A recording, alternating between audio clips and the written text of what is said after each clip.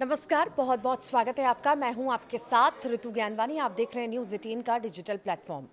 समुद्र में उठ रहे दबाव और गर्मी की वजह से एक ऐसा विनाश पैदा हुआ है जिससे आसपास के इलाके के लोग डरे हुए हैं। हम बात कर रहे हैं उस तबाही की जो धीरे धीरे जमैका, हैती और क्यूबा की ओर बढ़ रही है। और इसके भयावह रूप को देखते हुए बहुत से लोग अब मान चुके हैं कि उनकी ओर साक्षात मौत आ रही है। हरिकेन मेलिसा एक तूफानी बादल से विकसित होकर अब कैरिबियन के लिए घातक खतरा बन चुका है। ये सिस्टम वेस्ट अफ्रीका तट के पास से निकले ट्रॉपिकल वेव यानी कि लहरदार बादल के रूप में शुरू हुआ था, लेकिन अटलांटिक पार होते होते 21 अक्टूबर को ट्रॉपिकल स्टॉर्म में बदल गया।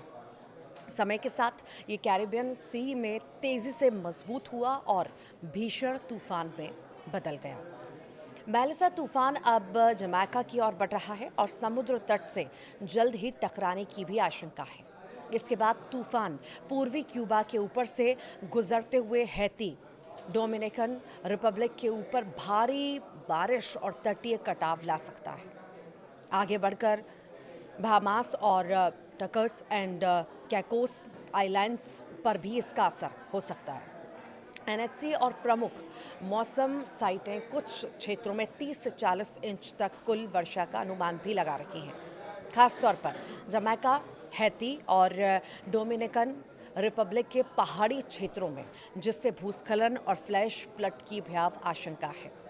स्टॉर्म सर्ज भी स्थानीय तटीय इलाकों में 9 से 13 फीट तक पानी ला सकता है। एनएचसी और मौसम एजेंसियों ने मेलिसा को मेजर हैरिकेन बताया है। ये तूफान घातक है, लेकिन ये धीरे धीरे आगे बढ़ेगा, जो प्रभावित इलाकों में ज़्यादा नुकसान पहुंचाएगा।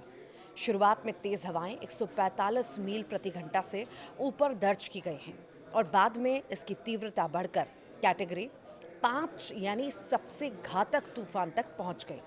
कुछ रिपोर्ट में अधिकतम स्थायी हवाओं का आंकड़ा 160 से 175 मील घंटा तक बताया गया है, जो विनाशकारी होगा।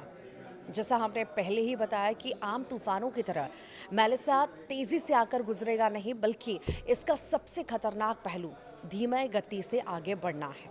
मेलिसा केवल कुछ माइल्स प्रति घंटे की रफ्तार से सरक रहा है, जिससे एक ही जगह पर बरसात लंबी और घनी होगी। यही वजह है कि लोग डरे हुए हैं और उन्हें चेतावनी दी जा रही है कि घरों में बंद रहें। तूफान से प्रभावित होने वाले क्षेत्रों में जमैका का किंगस्टन, पोर्ट रॉयल और पूर्वी तटीय इलाकों में खतरा ज़्यादा है, क्योंकि ये ऐतिहासिक रूप से तूफान सेंसिटिव है। हैती और डोमिनिकन रिपब्लिक के पहाड़ी इलाकों में भूस्खलन और नदी के उफान का जोखिम है। तो वहीं पूर्वी क्यूबा, बहामास, टर्क्स एंड कैको में तेज़ हवाएं और हाई टाइड आ सकता है। हैती में तो लोगों को शेल्टर होम ले जाया गया है। जो लोग तूफान के पहले चरण की बारिश देख चुके हैं, उनमें से कई तो मान चुके हैं कि अब उन्हें मरना ही होगा। रॉयटर्स न्यूज़ एजेंसी से बात करते हुए एक विस्थापित हुए निराश शख्स ने कहा कि हमारे हाथ में कुछ नहीं है, अगर तूफान टकराया तो हमें मरना ही होगा। इसके अलावा कोई चारा नहीं है।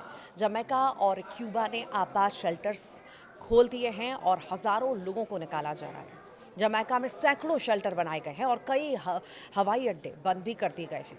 क्यूबा ने लाखों नागरिकों को सुरक्षित स्थानों पर ले जाने की कार्रवाइयां भी अब शुरू कर दी है। स्थानीय प्रशासनों ने बिजली, पानी आपूर्ति, बचाव दल और राहत स्टॉक तैनात कर लिए हैं।